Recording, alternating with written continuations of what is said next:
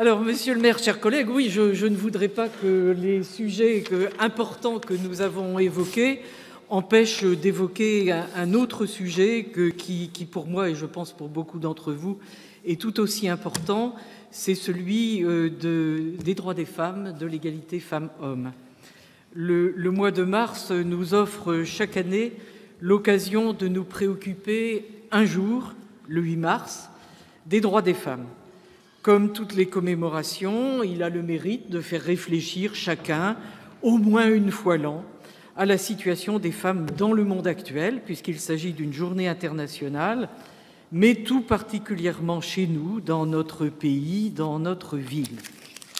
Bon, alors la France ne s'est pas caractérisée dans l'histoire contemporaine par un particulier empressement à faire bénéficier les femmes de tous les droits politiques, économiques et sociaux des citoyens d'une démocratie développée.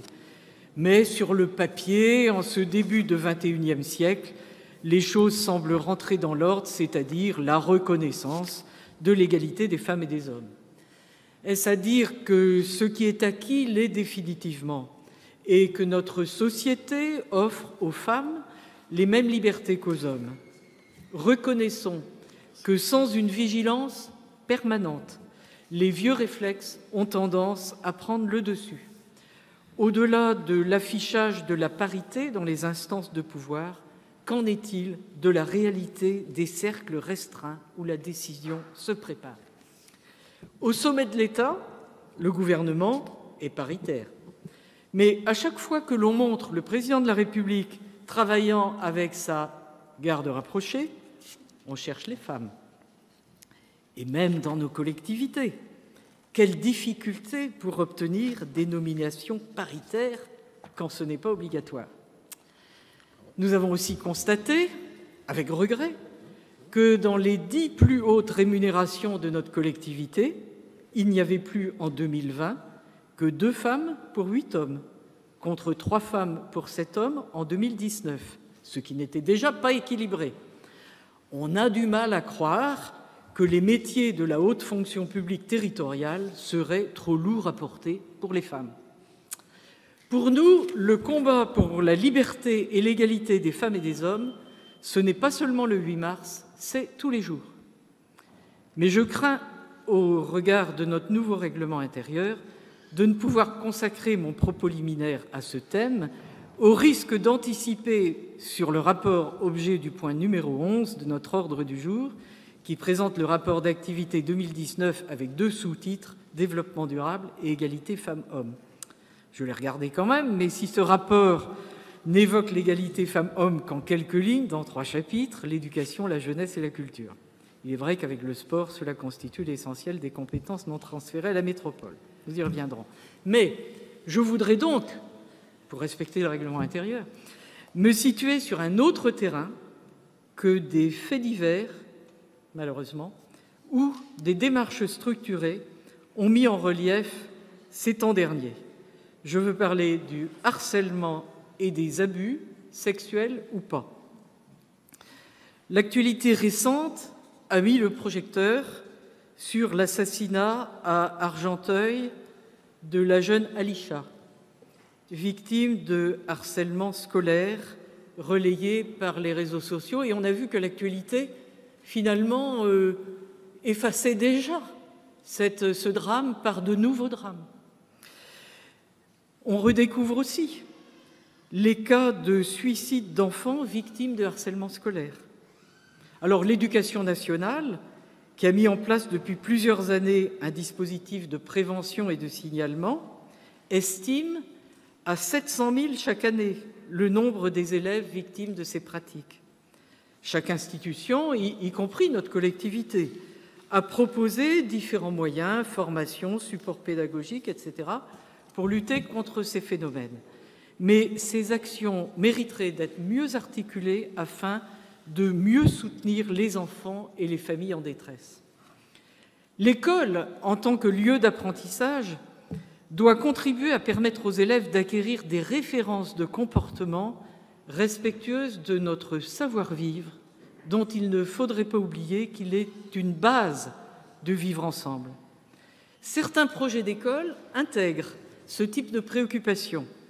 L'Académie de Rennes avait organisé en 2019, auprès des établissements de la région, des concours de projets mobilisant les élèves. Ce type d'initiative, avec tout ce qui s'est passé, qui maintenant quand même émerge dans l'actualité, pourrait être renouvelé en proposant à l'Éducation nationale l'appui des collectivités. Je cite aussi un rapport de l'Observatoire étudiant des violences sexuelles et sexistes dans l'enseignement supérieur, datant d'octobre 2020, qui révèle qu'une étudiante sur 20 dans l'échantillon de l'enquête déclare avoir été victime de viol et 1 sur 10 de violences sexuelles.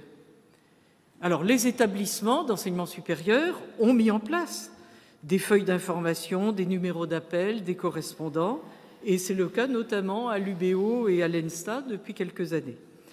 Mais le vécu des étudiants dans notre cité reste très marqué par une ambiance souvent anxiogène, renforcée évidemment par la situation d'urgence sanitaire, mais on se souvient déjà il y a 2 ans de l'action du président de l'université qui avait été obligé de diffuser des communiqués pour appeler les étudiantes à la prudence. Et là encore, toutes les institutions doivent conjuguer leurs efforts. Après une année 2019 marquée au plan national, selon le ministère de la Justice, par 146 assassinats de femmes par leurs compagnons ou ex, l'année 2020 a dénombré 90 de ces drames. Mais dans le même temps, il y a eu 99 500 appels traités par la ligne d'écoute 3919, soit une augmentation de 22%. Et 156 000 dépôts de plaintes pour violences conjugales, soit une augmentation de 9,6%. Et on entendait ce matin dans un groupe de travail du CISPD le commandant de police chargé de ces affaires nous dire que beaucoup de victimes renonçaient à déposer plainte. Alors on peut penser que alerter, signaler, porter plainte permettrait dans nombre de cas d'éviter le pire.